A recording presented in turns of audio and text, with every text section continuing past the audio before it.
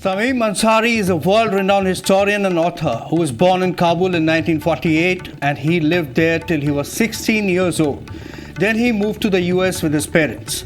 After his education in the US, he started editing history school textbooks and eventually became a world best-selling author. In this episode of The Matrix, he joins us online from San Francisco. Welcome to The Matrix. Tamim Ansary's intellectual pursuit is diverse, which is not limited to Afghanistan and America relations or Islam in the West. His preoccupations took him further to explore a single global story among world civilizations.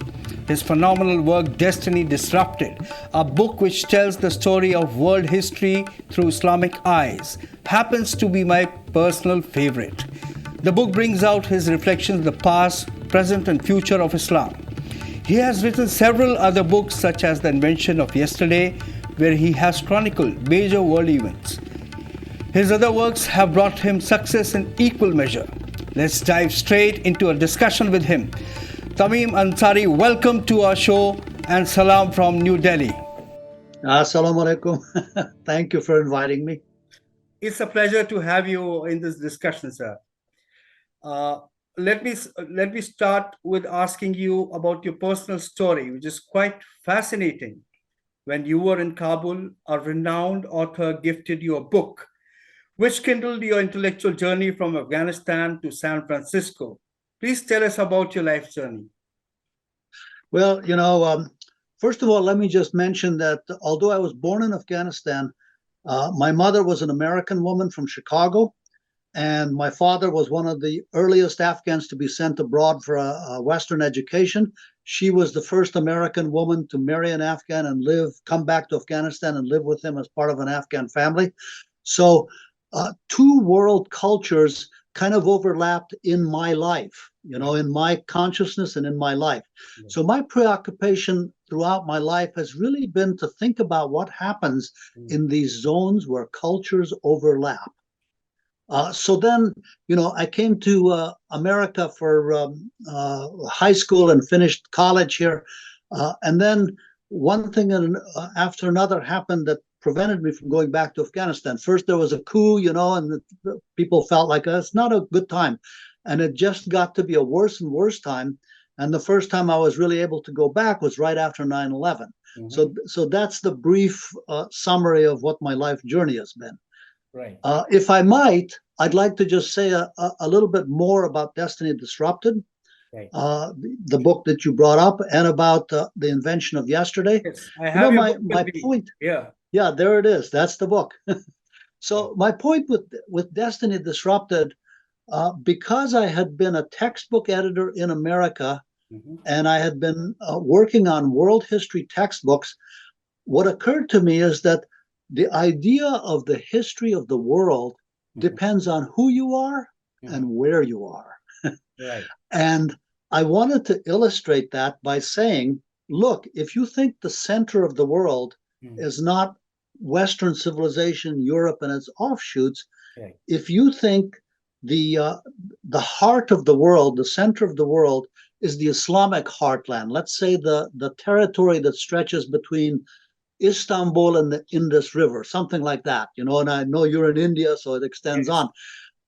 But if you think that's where the center of the world is, then what does the history of the whole world look like? And I wanted to tell that story, and I think that's the story I told in Destiny Disrupted. Right. And who was that author who gifted you that book, which kindled your intellectual? That was Arnold Toynbee. All right. And many people don't remember Toynbee now, but Toynbee. Yes. Yeah, Arnold Toynbee. He was a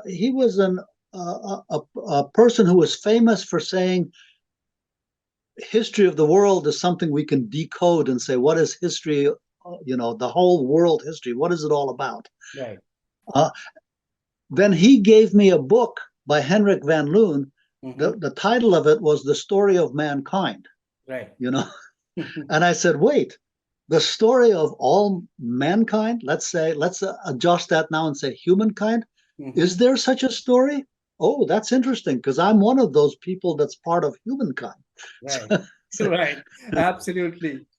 Yeah. Right. Uh, So, yes, please go on. yeah, go ahead. Go ahead. No, my second question to you is that in your book, Destiny Disrupted, you have Yeah. mentioned that Islam was the last revealed religion because it was the beginning of the age of reason based religions. But today we see emotions have become more important than reason in the Islamic world. Rather than broadening horizons of understanding and tolerance, which Islam fundamentally teaches, Muslims are increasingly becoming closed, cocooned in their safe world. How do you explain this? Well, I think, the history of the Islamic world uh, went through a period when, uh, the Sharia had been very codified.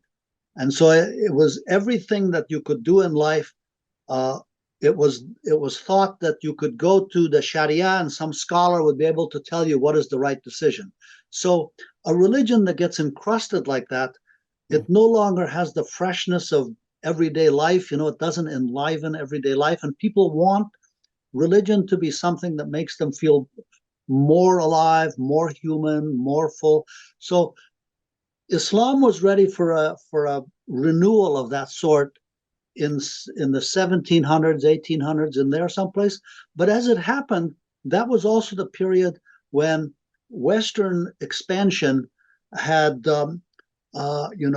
colonized much of the world, and that includes the Islamic world. So religion became intertwined with anti-imperialism.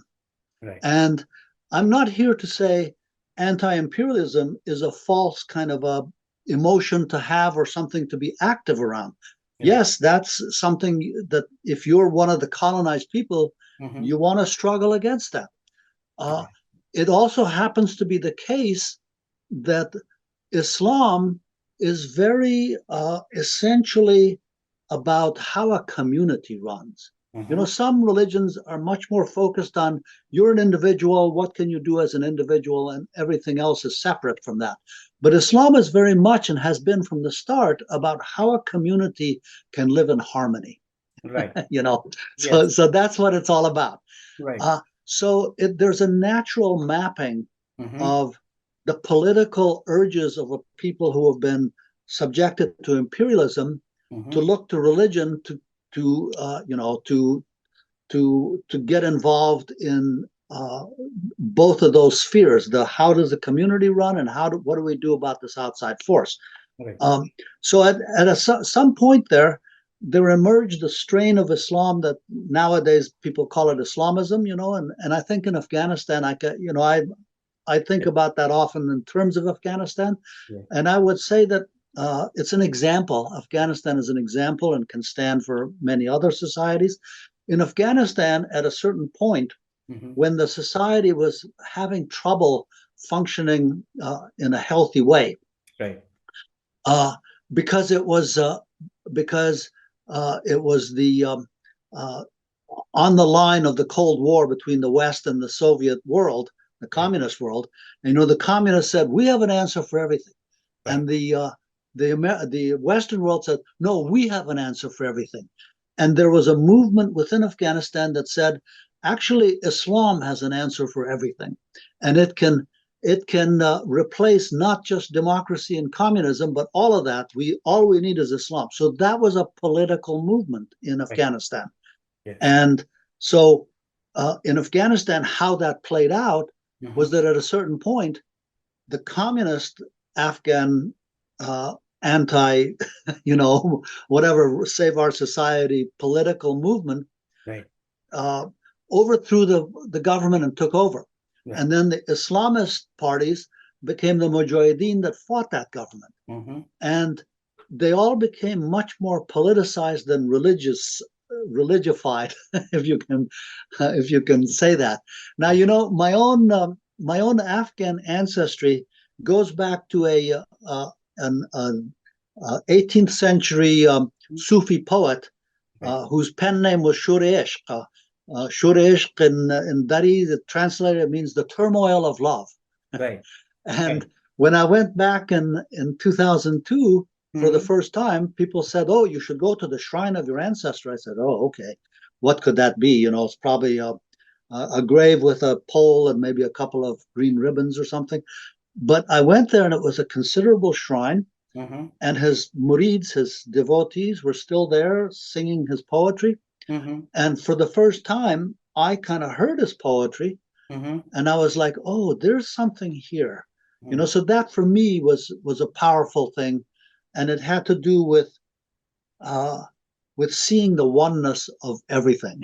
Right. You know, I felt like that's what I got in my dipping into my ancestors' Sufi poetry and his thoughts and his beliefs. Right. So I was powerfully influenced by that. Right. Now I forget what your question was, so I So may. basically, my question was, now let me put it this way. Now, you belong to, you originally belong to a country where Rumi was born. He was born in Balkh, if I'm not wrong. And from there, he went to other places. Uh, so, how do you see Afghanistan today? What I meant to say was that the Muslims are increasingly becoming very, very narrow in their approach of understanding of things, understanding and tolerance, which Islam fundamentally teaches. It teaches you to become open, open your horizons, seek knowledge, learn about other cultures. But Muslims are increasingly becoming closed, cocooned in their own world. Do you think this is Yeah. a good thing happening? No, I don't, and I don't think Muslims are alone in that. Mhm. You know, I think all over the world, what we see are people cocooning within their systems of belief, whatever those might be. Right. And you know, I'm going to refer now to the book that I wrote after uh, Destiny disrupted. Destiny Disrupted, Engaged Without Rule. I'm going to talk about the invention of yesterday Right. because, you know, when I wrote Destiny Disrupted, I wasn't out to uh, tell people the Muslim point of view. I'm writing as a historian, you know, Right. not as I'm not here to argue for anything. Right. Uh, and what I was interested in was when we talk about the history of the world, Mhm. we're really talking about how did we get to where we are right now? Right. You know, and if we can understand the story of how we got to where we are right now, Right. we can better understand what to do now going forward. Sure. So with invention of yesterday, I asked, where are we right now? Mhm. And the most important thing about where we are right now, it seemed to me, Mhm. was that we started out as lots of little bands of people who Mhm. were all related and Mhm. were moving around in a world that was so big we never thought the wilderness would end. It was much bigger than we could imagine. Yes. And we are now in a world, because of technology, Mhm. where any human being anywhere on earth might interact with any other human being in cyberspace, no Mhm. matter what culture they're a part of. So every person is exposed to every other culture in a way. Right. And that's too much. You Mhm. know, that's too much for any person. Mhm. If you're in a room Mhm. where there is 100 different bands playing different songs, Mhm. and all of the sound is hitting you, you're Mhm. not going to hear music. Right. You're going to hear noise. Nice. And we don't want noise. So Mhm. we want to cocoon with the people who are like us so Okay. that we can have a life that makes sense. Right. But the problem is Mhm. we are now in a state where all of our problems are not just the problems of our group, they're Mhm. the problems of all humanity. Yes. And so we have to interact somehow with people who are very different from us. Okay. How do we do that? Mhm. And uh, we can't do that by just letting go of who we are, Mhm. you know, because then who are we? Mhm. Uh, that's a problem. You know, my brother is much more of a devotedly religious guy than me. I should mention that I'm a secular person myself. I'm not a religious guy. Mhm. And I said this in Destiny Disrupted, so I just want to put that on the table. Yes. I read it. But my brother once, he's a very much of a kind of a almost you might say a born again Muslim, and Mhm. he's a Muslim scholar. If ever you want to really hear this that story. You talk to Riaz Ansary. But anyway, he once said, uh, he looks at Islam and he says, if everybody were Muslim, the world would work. And I said, if everybody were anything, the world would work. The problem is we're not all one thing. So that's the problem for Muslims, as for everybody else. Sure. How do we be with our own people in a life that makes sense, interacting with other people who have a different way of life, and all of us together somehow being a larger community that works. Right. Now, when I said that my interpretation was that the idea that Hazrat Muhammad sallallahu alaihi wasallam was the last revealed prophet, the last prophet of revelations, that, there's two ways to interpret that.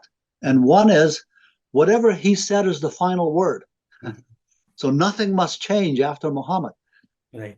The other way to interpret it is the career of the Muslim community in Hazrat Muhammad's time was a narrative that you can look for deep principles in how that unfolded, and on basis of deep principles, guide your way forward in a world where things change no matter what you do. No matter what you do, it's not going to be now the way it was back then. So how do you continue to have a moral and ethical continuity in a world where every time some new instrument is invented, it completely changes the way life is lived? Right now, artificial intelligence is such a huge thing about how our life is going to change, that if you take a interpretation of your way forward based on the material circumstances that existed, let's say 1400 years ago, it's not going to make any sense. You're not going to be able to function in a world like this with these instruments that we have. You have to stay relevant to the present and ever-changing moment. So so that's what that's what I'm concerned about these days. Right. So I'm thinking about. Sure. Another question is related to this. In this globalized world, we are trying to swim in an ocean of information. As you pointed out, we are having trouble making sense of things. Yes. What has been the effect of social media and internet on the Muslim identity, and where do you see it going? Well, I think this is Muslim identity, and social media is a subset of the larger question of social media and identity. I have to say, I was born in 1948 in Afghanistan, and the world that I grew up in, I grew up in a divided world. In the world of my childhood, everybody lived in some domicile surrounded by walls that shielded us from the public out there. So there were two worlds. There was us guys in here, and there was those guys out there.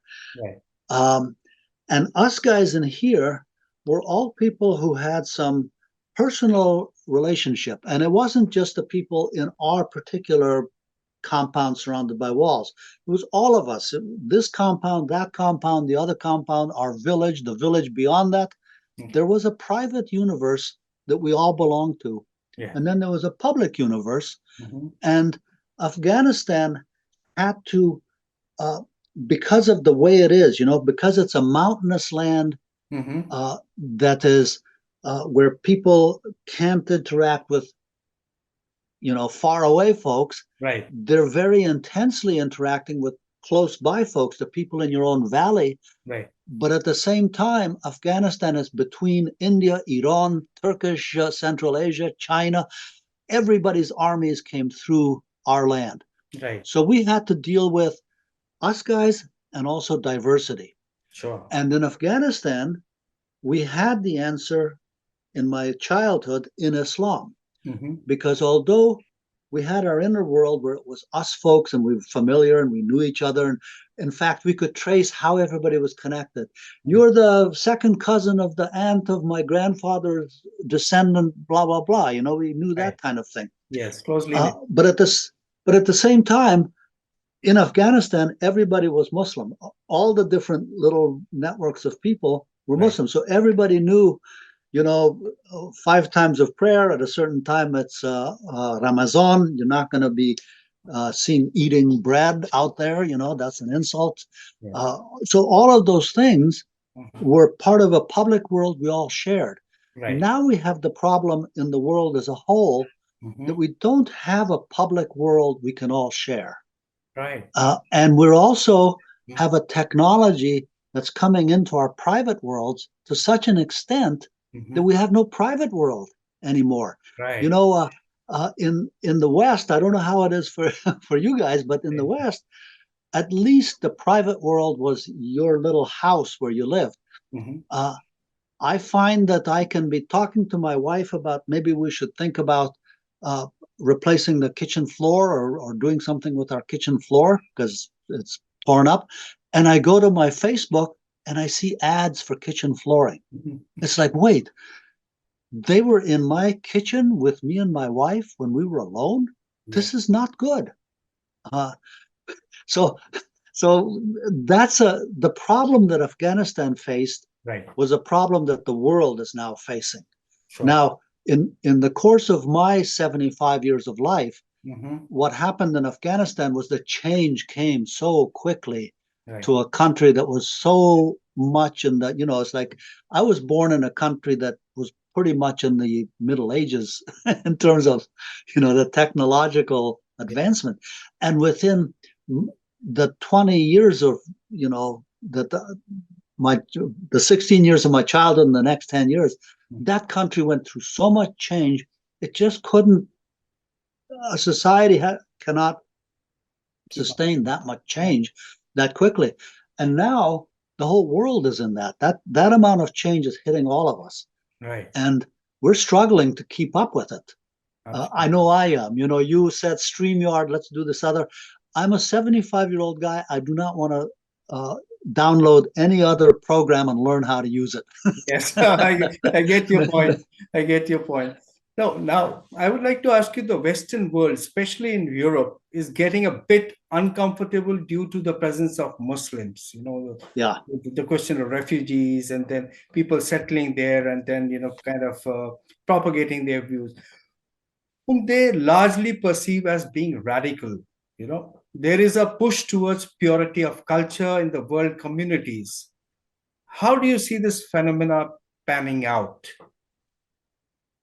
I think this is an intensified moment of the problem that I've been talking about the whole time we've been having this discussion. And I think that a phenomenon I've noticed, and I'm just going to remove it for a moment from the Muslim refugee crisis situation, just so we can see it.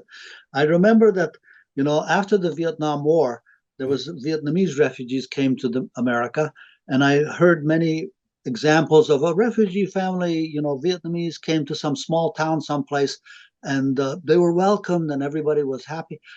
And then I saw that there was a place where, you know, like 30 families came to some area, and then there was trouble. And see, the thing is, people are welcoming to strangers when there's few enough of them that they can say, oh, this is interesting. It doesn't change my life in any way. But when I remember when there was a wave of refugees coming out of the Muslim world, basically across the Mediterranean in 2015. That's kind of when there was a crisis of that, and then it's never stopped since then. I said, you're going to have two narratives in the same space, and this is going to be problematic. And two things I predicted then is, one is it's going to empower the right wing in all of these European countries. They're going to start saying, we got to get rid of these foreigners. And the other thing I thought was, and I see it up close with Afghan refugee families. I don't call them refugees when they're here because they're more like exiles or something. The refugees are the ones that could only get to Pakistan. It's like they were poor people. Yes. But the kids of families that migrated into the West, even if the families are not doing, they're not necessarily poor. They're educated people that came. Mm-hmm. Very often, the educated people that came who were doctors and engineers or government officials in the home country, Right. they ended up driving cabs or washing dishes in a restaurant here, the older folks. Yes. And then the younger folks, the new generation that was born here, Mm-hmm. they went to school and they had to face discrimination against them. And if they adopted the narrative, if they saw their life Mm-hmm. within the narrative that was the Western narrative, Mm-hmm. who were they in that narrative? They were going to be the underclass, Mm-hmm. and they were going to be, if they really worked twice as hard as anybody around them, maybe they could get a job and start working their way up. Right. Whereas, and then they wouldn't fit in with their home environment. Then they would come home to their parents and their uncles and the older generation. Mm-hmm. And the older generation would say, what's wrong with you? You've become, you've lost the ways of our people. Right. And so then they're pretending. One guy told me, I go home and I pretend to be an Afghan. Then I go to school and I pretend to be an American. Right. When am I not pretending? And you can't live your life as someone who's just pretending, but you have no real self. Yeah. I know a lot about that, because I was born in I can that, understand. That's the paradox. Yes. And Yeah. When I was in Afghanistan, my experience was, well, I'm not an Afghan. I guess I'm an American guy. And I came here and it was like, well, I guess I'm not an American guy. I must be an Afghan. Right. So, so I'm understanding that. So then you have radical politicized Islam coming in and offering a narrative. Yes. And that narrative at the most extreme level tells people you're part of a very special, privileged, small group. And they tap into the origin story of Islam, right, where Hazrat Muhammad had a very few followers. They were being oppressed in Mecca. They moved to Medina. And because they lived as God said you should live, they were empowered and they became the elect of the next generation. Right. Obviously, that's a powerful narrative for people when their only alternative is you're a poor guy who's a nothing. And if you work really hard, you'll be the lowest rung on the ladder that the rest of us are way up here. No, that's not going to work. Right. So, but then the thing about that crisis with all the refugees coming to Europe is that's the that's the chickens coming home to roost from imperialism. Right. Because where they came were the countries that went to their countries and said, we are the boss here, we're going to set up private clubs. You can't come into this club. You're one of the natives. Right. So so of course they came. Right. And of course there was going to be problematic blowback on that. Sure. So you talked about the Muslims keeping themselves relevant. How could Muslims really stay relevant and make themselves compatible with other world societies? Do you think there's a problem and Muslims need to reimagine their identities in some ways? I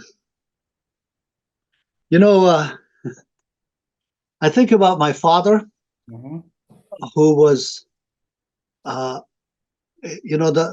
the struggle for his generation had to do, the word that exemplified it was modernization. And modernization meant one particular thing. It meant secular thought and science and in the industry and technology. That's what modernization meant. Right. And my father would never have tolerated anyone questioning that he was a Muslim. Absolutely not. Yes.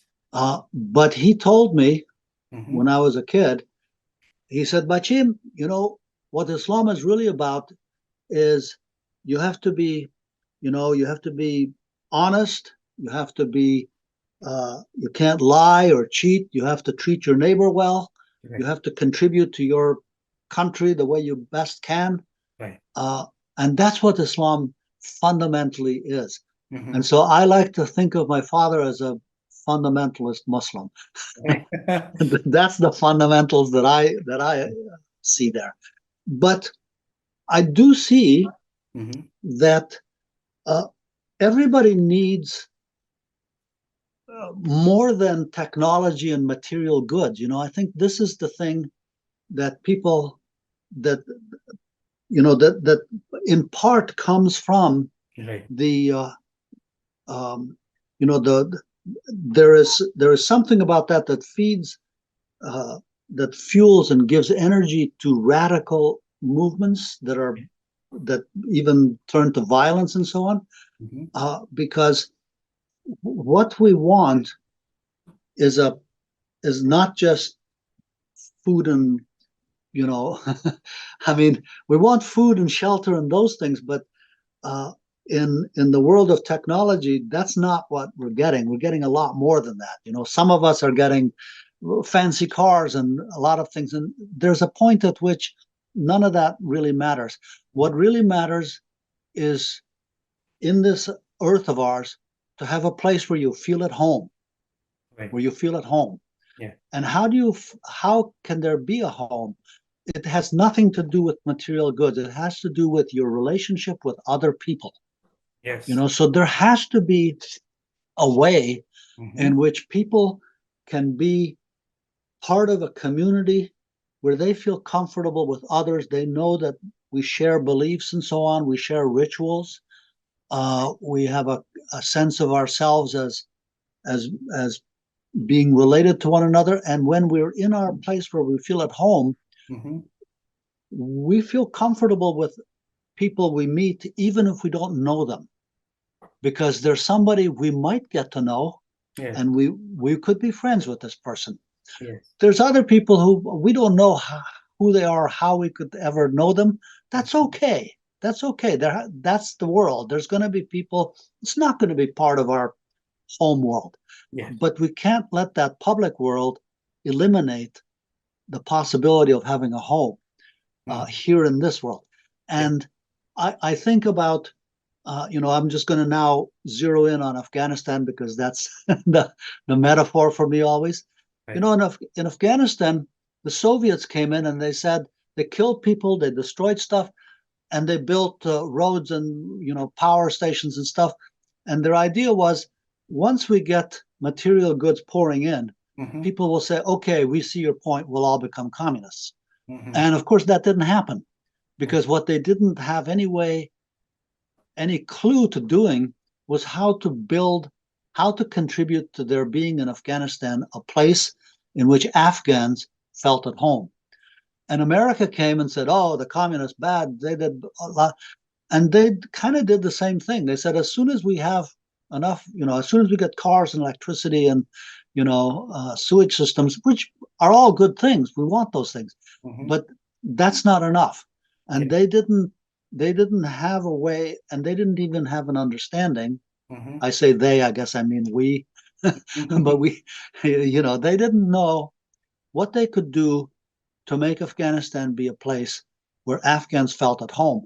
That's something only Afghans can do with each other. Mm-hmm. So, all over the world, Mm-hmm. that's the enterprise for all of us. And in every Muslim community, everybody has deep roots going back into the narratives, mythology, history, storytelling of Islam. And they can't just be severed from that. Mm-hmm. The home that you have, Right. the the the the life that feels like you have a home Right. has to have its roots back into your traditions, your you know Yes. all of that historical memory. Right. Yes. I get your point. Now, I mean, Israel's relentless pounding of Palestine and death Yeah, of innocent people has shown that Muslim world solidarity, or Ummah as we call it, is more of a notional thought rather than being a tool of real support for the community. What does this tell you about the Muslim world? I'm going to tiptoe around that one because that situation is one that I know I have been watching Israel Palestine all my life and waiting for the next world war to come from there. Oh. And I wrote something about Gaza and Israel in 2014 or 12 or whenever it was. There was another time. It's not as bad as this time, but there was another time when there was a war. And what I wanted to say then was, as I want to say about many situations in the world, there are circumstances there that generate this violence. And unless the circumstances change, the violence is going to happen no matter who takes what side. And one of the circumstances there is that Gaza is basically a prison camp. It's 2 million people in a prison camp. They can't leave. They can't go someplace else. They have no way to set up an economy there. There's not enough land to have an agricultural economy. If there's jobs, it's somehow a job that has something to do with the Israeli economy. What's going to happen there? If this war succeeds in eliminating Hamas, there'll be another Hamas. It might have a different name, but that's generated by the circumstances. At the same time, I want to be clear that I'm not aboard with people marching and saying gas the Jews. No, the Jews have also 2,000 years worth of every place they've lived. They've been plundered. Their communities have been trashed. They've been killed. Look, there's a problem going on here, and the problem has to be solved in a deeper way. So now I'd like to ask you that we've all read Huntington's ideas of clash of civilization. Then Tariq Ali also wrote about clash of fundamentalism. How, according to you, can we resolve the conflicts between the Islam and rest of the world in future? I think there is a process by which different communities develop a language that all are using, and it takes time. It takes lots of little person-to-person individual interactions. The reason being, when we use language, we think we're talking about the same thing, but actually the words we say are only the tip of the iceberg. There's a hidden part, which is all the context that we have in our memory and historical, context, and we know, and the other person doesn't. So when we're talking about the same thing, we're not talking about the same thing. So we have to develop a language. Right now, we're in a circumstance where every culture on earth is part of this conversation that's trying to develop a language, and we can't get there overnight. So I think we have to constantly look for, all of us have to constantly look for, how does this look from the other person's point of view? We have to put ourselves in the other person, and we're not going to be able to do it all the time.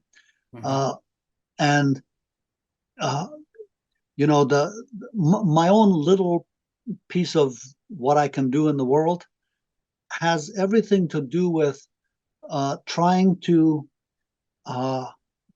tell the story as it looks from the other point of view. Yes, very important. I'm trying to do that, and that's the only little thing I can do. And honestly, sometimes it feels like, well, I spoke my piece and nobody heard it. It is great service you're doing, because you are telling things from different perspectives, which Yeah, so I'm trying. the understanding. So Hmm. yeah, so everybody needs to do some of that. Uh, at the same time, there's no getting around the fact that we're moving into crisis area in so many zones on our planet. Mm-hmm. And, um, you know, Gaza is one of those places where there is no moment at which it is too soon to stop the bloodshed, Right. because every moment Mm-hmm. increases the difficulty of stopping the bloodshed later, you know. And I remember in Afghanistan, one of the things that occurred to me during that era Mm-hmm. when the Mujahideen were fighting the Soviets. So there was like 80 different political parties in Pakistan that were receiving money and funding some number of fighters in Afghanistan. But Yes. within Afghanistan, there was more than 80 armies. Mm-hmm. There was every warlord had a little army, Yes. and so many people were being killed not by the Soviets, or by the Soviets too, but so many were killing each other. Mm-hmm. And the True. thing is, people were able to remember not who killed my brother, Mm-hmm. but what ethnic group killed my brother. Right. So that when the next time they saw one of that ethnic group, Mm-hmm. you guys killed my brother, not this particular person, Mm-hmm. but those guys. Those guys. And the more that there's killing, Mm-hmm. the more those settle in and become fixed in the minds of the people who are going to come later. Yes. And you can understand why. It's like I had a friend who went back to Afghanistan, and after 9/11, and he was in a party, and there was some warlord sitting in a place, Mm-hmm. and he accused the guy. He said, "I know who you are. You and your men, Mm-hmm. you killed my brother."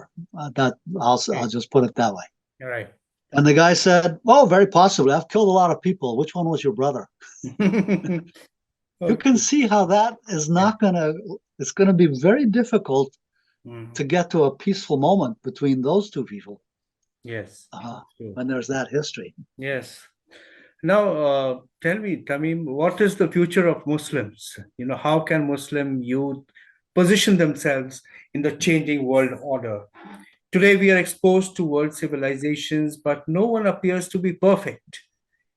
Uh, how do we grapple with the inadequacies of the postmodern world?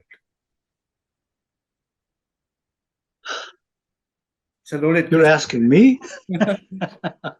I, when I hear a question like that, Mhm. I do have to revert to any answer I give would suggest that I know something, Right, right. and I'm leery of giving that false impression, Hmm. uh, because there is a personal struggle or a personal journey, more I would say, for each person, uh, you know, coming to understand their identity within a larger story that's unfolding. Hmm. And it's you can make sense of your own life by seeing what character you are Hmm. in a larger story that's unfolding. Right. And it's difficult for each person if there is no coherent larger story that's unfolding. Yes. So I think what we can each do is contribute to the story we feel we're part of. Hmm. And I would say that, for me, Hmm. within the Islamic context, Hmm. it's really important to continue uh, to work out in one's own mind Hmm. and in one's own life uh, what it means to be part of a project in history Hmm. that is the perfection of a harmonious community. How do you do that? Right. And I think that in the origins of Islam, Hmm. that question was only being posed within that community, you Hmm. know, Yes. and when it went out from its own community, Yes. the early answer was, well, we're going to have a fight and there's going to be a war, but we have to win the war because if we don't, then they'll be smashing us. That was the idea of jihad at first. You defend yourself. Right. And then, to my mind, at a later time, the jihad idea, which wasn't used much in early Islam, but, let's just look at that word for a moment. Jihad means struggle, Yes. And and among progressive Muslims, often they have said that jihad is referring to the struggle for goodness within yourself. Right. And I think that's inadequate. I think we should look at the fact that, or I'm struck by the fact that in progressive leftist, communities and movements in history in recent times, the word struggle has been used in those movements.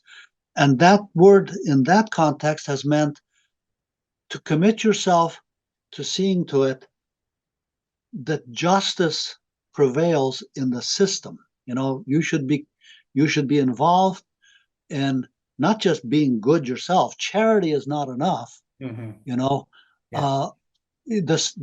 system that rules the community you're part of, the society you're part of, that system has to be just. Right. And so you have to take an interest in that. You have to be now. Yes. Yeah. So now different people live in different societies, but everybody can have some relationship to being committed to seeing justice increased in the system that you're part of, whatever that system is. Right. And I think that that there is two different, there's many scales. It's a fractal thing. Everybody can be not just good in themselves, but part of the system of justice within, let's say, your family network. It's not just you.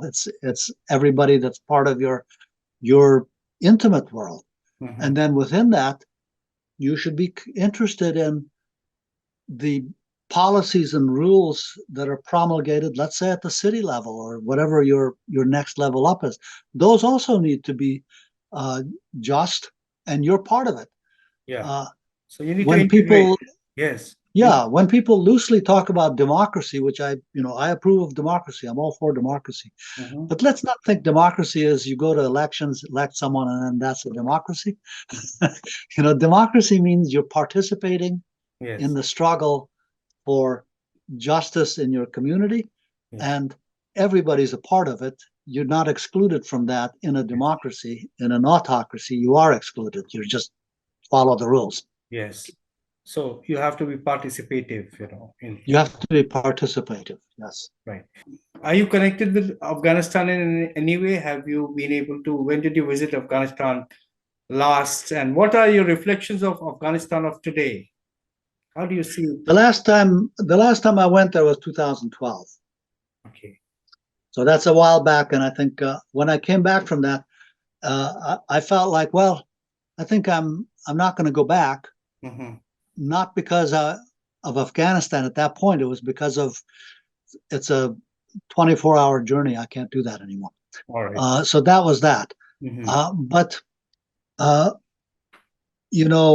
have two thoughts about Afghanistan today, and one is I wish it were different. I don't want to go to Afghanistan ruled by the Taliban. Yes. You've grown up in America in the 60s and 70s. Yeah, that was a good one.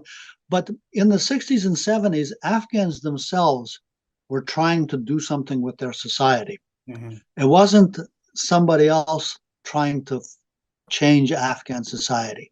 And I do think it's time for other people to stay out and let Afghans figure out what they want to do, and they have to go that way. My heart goes out to many people in Afghanistan who are suffering because of what has happened. And my own, if to the extent that I can do anything, it isn't about overthrowing that government and putting in a newer, better government, because I can't do that. Overthrowing that government is only making war. That's all that does. That just makes war.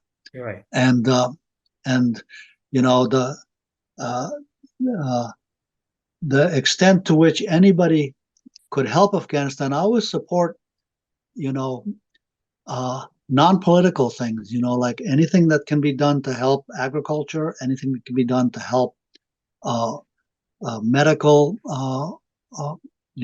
well-being. These are things that are not political. Everybody doesn't want to get sick, Right.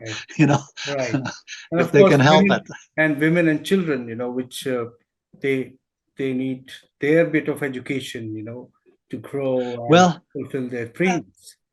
absolutely. They that I guess I have a faith Hmm. that Afghan society Hmm. has a really strong progressive impulse. Yes. Uh, if left alone, Hmm. that will emerge. When it's fighting off outsiders, Hmm. that always strengthens the non-progressive, influence. It strengthens the autocratic, Hmm. uh, tyrannical Yes. and deeply. I shouldn't say conservative because it's not conserving. It's like the Taliban who are in power now. Hmm. They have no idea what Afghanistan was like in my childhood. They weren't there. They were in refugee camps. Yes. They were people who suffered the worst childhood on earth. Their cities, their villages were bombed. Hmm. They were the kids who, with their parents, went across a landscape littered with landmines that were deliberately made to look like toys so that children would pick them up. This was what the Soviets did. And then they ended up in these very squalid refugee camps with a memory of a childhood in a village that they can easily assume was a golden age. It wasn't a golden age, but what would they know? So Yeah. now they think they're in charge and they're gonna turn the country into that. They won't. But Hmm. but Afghans, they have to find out for themselves, I think. Right. And what is going to be your next project? Are you working on any new book, or what is going to be your next preoccupation? Uh, I think uh, I can't tell what my next project is going to be. I think I might want to just write a little handbook on how to write for people. Wonderful, wonderful. Because your book, Destiny Disrupted, it has that Yes. school textbook simplicity, but it has so much in it, and it gives you the perspective, the past, present, and future. It's really amazing. And I'd like to thank you that you brought up this book, which is so informative, and it tells us so much about the Islamic world and the rest of the world. Now, it's great to see you smile. And Tamim Ansary, thank you so much for being with us. It's really been a pleasure to have this conversation with you. Tamim Ansary has seen both the Islamic and the Western world, which has given him insights into both the civilizations. We are inspired by his quest for knowledge and his quest for deep understanding of world events. Such approach is extremely important to make sense of the world we live in. That's all we have this week. We'll be back soon with another interesting episode. Till then, goodbye from the Matrix team.